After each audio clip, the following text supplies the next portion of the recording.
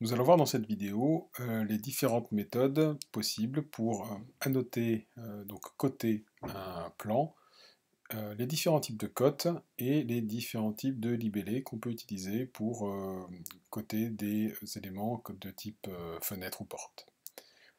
Alors, toute la partie codation, elle va se gérer à partir de l'onglet Annoter, qu'on va retrouver ici.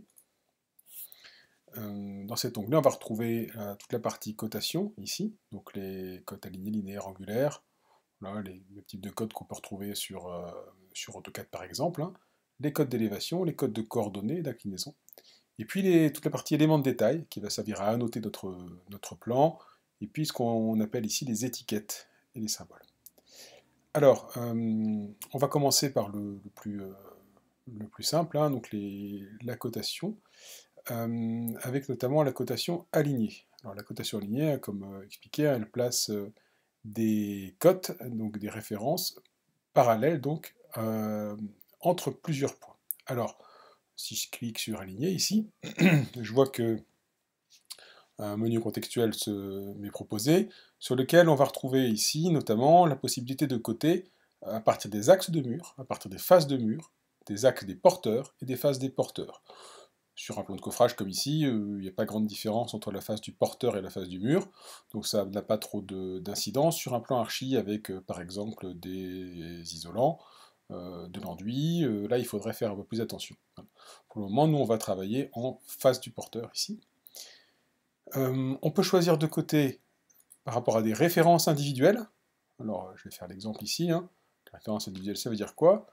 Ça veut dire que je pars ici, alors si je veux coter par exemple l'ensemble de ce mur-là, il faut que je parte d'une face extérieure ici, jusqu'à une autre face qui va lui être parallèle, donc celle-là par exemple, et je vais juste venir positionner ma cote par exemple ici. Donc là j'ai choisi de coter par référence individuelle. Je peux décider de venir coter le mur entier, ici, mur entier.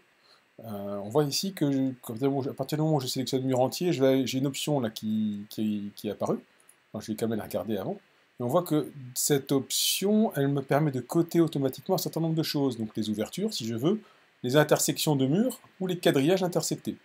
Si pour le moment, je veux rester juste sur la cotation du mur entier, je vais commencer comme ça. Je sélectionne mon mur entier, et on voit que là, je vais réussir à positionner ma cote directement ici. Je me suis automatiquement aligné avec celle d'à côté. Voilà. Donc je suis arrivé au même résultat, peut-être un peu plus simplement avec celle-là ici.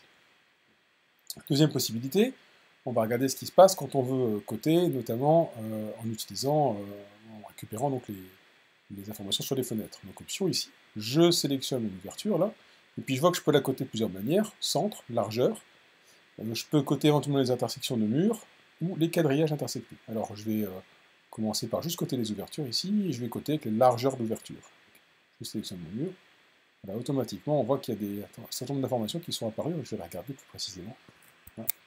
Donc on voit que ici, j'ai mes cotes qui sont parties du mur extérieur jusqu'à l'autre mur extérieur. J'ai peut-être un décalage ici de ma ligne de code qui n'est pas optimal. Je vois qu'au niveau de l'ouverture, j'ai récupéré ce qui semble bien être la hauteur de l'ouverture ici, alors qu'ici elle n'apparaît pas. Alors il faut que je regarde pourquoi. Je peux regarder rapidement comment elle est positionnée ici. Donc je sélectionne mon ouverture. Je vais dans modifier le type, ici. Je vois que c'est bien une fenêtre 900 par 1200. Et je vois que tout est renseigné, les largeurs brutes, les hauteurs brutes, et les largeurs et les hauteurs. Je vois que j'ai une hauteur d'appui aussi qui existe ici. Voilà. En revanche, sur la deuxième fenêtre, ici, modifier le type, je regarde, et je vois que la hauteur ici, totale, elle n'a pas été renseignée. Donc il faudrait que je la renseigne. Hein. Voilà, je l'applique. Ok. Et je vois que voilà, c'est comme ça que je vais récupérer, ma hauteur ici. J'ai récupéré ces hauteurs-là. Alors, d'où ça vient que sur ces codes, je récupère les hauteurs d'allège? C'est pas automatique, évidemment, ça se règle. Ça se règle notamment quand on va modifier le style de code ici. Modifier le type. Je constate que, contrairement à ce qui se passe sur AutoCAD, où on est en unité de dessin, ici, on travaille directement en millimètres. En fait, Revit vous gère directement les hauteurs de texte, ce qui fait que, en fait, ma cotation, elle fera au niveau du texte automatiquement, là on va dans le titre, hein, du Arial 2,5 mm, donc il fera automatiquement 2,5 mm, que je sois au 50e ou au centième. Voilà. Même chose si je veux augmenter par exemple l'espace entre la ligne d'attache et l'élément, et là il fait que 1,5 mm, si je veux le passer, je sais pas, par exemple à 5 mm, hein. Voilà. Je vais récupérer ici la modification. Euh, J'ai aussi donc la taille du texte de 2,5, on le retrouve ici. Arial. Je vois que je peux aussi changer le format de mes unités. Par défaut, c'est le format des unités du projet, mais si je décoche ici, bien sûr, je peux décider, bon, un peu comme sur AutoCAD, de changer, mais je vais me mettre en mètres, me rajouter donc en mètres avec deux décimales, en supprimant les zéros de fin de chaîne. Voilà, et je peux éventuellement ajouter tout un tas de choses. Donc je fais OK. Et je vois qu'on a coché ici afficher la hauteur de l'ouverture. Donc si je le décoche ici par exemple, hein, je vais. Voilà ce qui a changé. Hein. Donc ici, je suis bien je suis repassé en mètres dans ma cotation. J'ai plus les hauteurs des ouvertures. Bon, je vais la remettre parce que c'est quand même bien pratique, cette hauteur d'ouverture. Et puis je vais me remettre format d'unité, paramètre du projet. OK. OK. Je récupère les données qui sont ici. Donc voilà, et je vois que j'ai augmenté effectivement ma hauteur d'attache ici. Voilà. Donc on voit que voilà, en termes d'efficacité de cotation, hein, si je garde ma cotation, ça va quand même être assez rapide, beaucoup plus rapide hein, de côté, comme ça, que de côté sur Revit. Alors quand je dois coter plusieurs choses les unes les uns derrière les autres, par exemple les axes qui sont ici, hein, je vais utiliser ma cote alignée, par exemple, ici, et puis je vais venir, je retourne ici, sélectionner les références individuelles, a priori, hein, donc je les sélectionne ici, la deuxième là. Et pour terminer ma ligne de code, je vais cliquer dans le vide, là, sur aucun élément. Et là, ça me permet de terminer ma ligne de code. Voilà. Si je veux ma cote totale, je vais venir faire là aussi une référence individuelle, hein, d'ici à ici. Et je récupère une cote totale. Voilà. Alors, qu'est-ce qu'on peut dire d'autre? Quand on a besoin de... Alors, on peut présenter les cotes linéaires. On vient ici. Cote linéaire, qu'est-ce que c'est? Bah, ça mesure... Là, on va s'aligner horizontalement, hein, suivant entre différents points de référence. Alors, ça peut être bien sûr utile, hein, mais surtout quand on a des biais, les points de référence, c'est pas toujours évident de les attraper sur Revit. On a récupéré un point. On va récupérer peut-être un deuxième point ici. Voilà. C'est une manière de faire qui peut-être voilà, qui a son utilité, mais qui est la manière la plus classique pour le point de coffrage, c'est quand même d'utiliser la cotation alignée. Voilà, je vais pouvoir, si je repars sur ma cotation alignée ici, hein, si je veux coter ici en mur entier, sur les options, je peux coter aussi les intersections de murs et pas les ouvertures, et aller récupérer la cote qui serait ici, pour coter l'intérieur qui est là. Donc voilà pour ces différents types de cotes. Qu'est-ce qu'on peut éventuellement rajouter? On va pouvoir, sur des coupes notamment, hein, là je vais passer sur une coupe qui a été réalisée ici, on va pouvoir là aussi utiliser la cotation alignée. Hop. Pour venir réaliser notre cotation. Voilà. Et puis on va venir placer des codes d'élévation. Je les retrouve alors, dès que j'ai commencé ma cotation, je vois que j'ai un menu contextuel qui apparaît. Code d'élévation ici. On en a déjà parlé dans une vidéo précédente, mais voilà, je la positionne comme ça. Je peux venir bien sûr la modifier.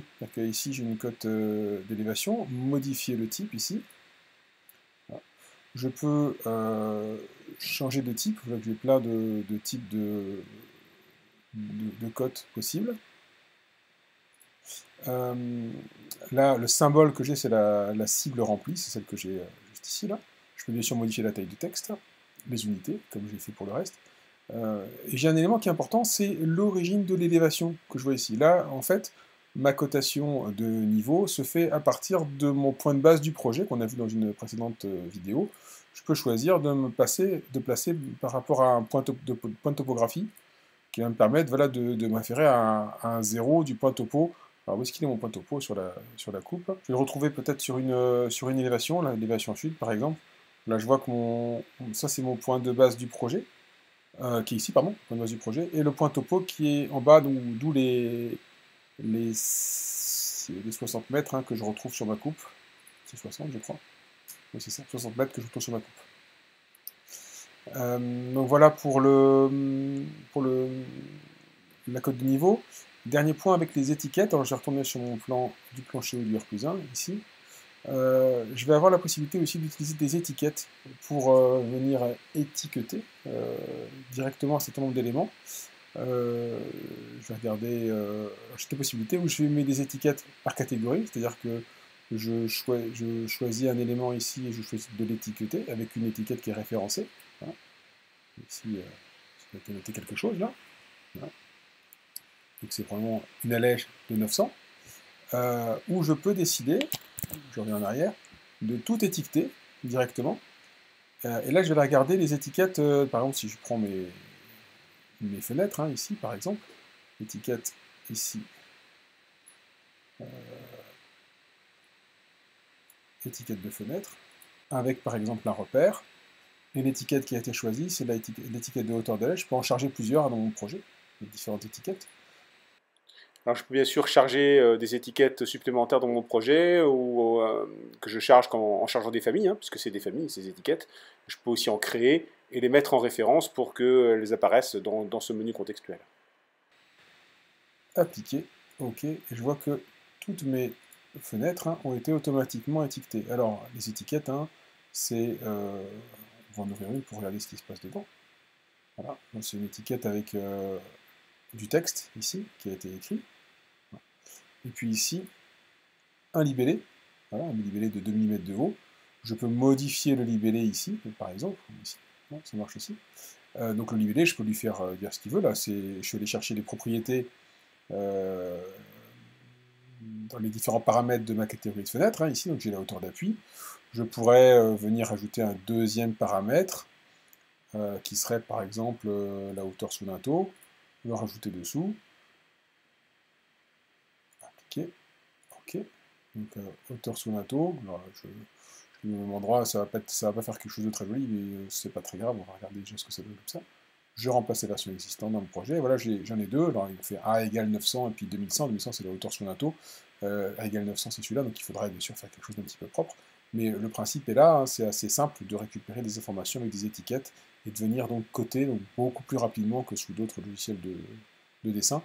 Alors il y a sûrement à travailler un petit peu aussi pour faire en sorte que ce soit un peu joli, voilà, par exemple comme ça. Voilà donc pour les étiquettes, on a vu dans une autre vidéo comment on pouvait les modifier. Merci de votre attention.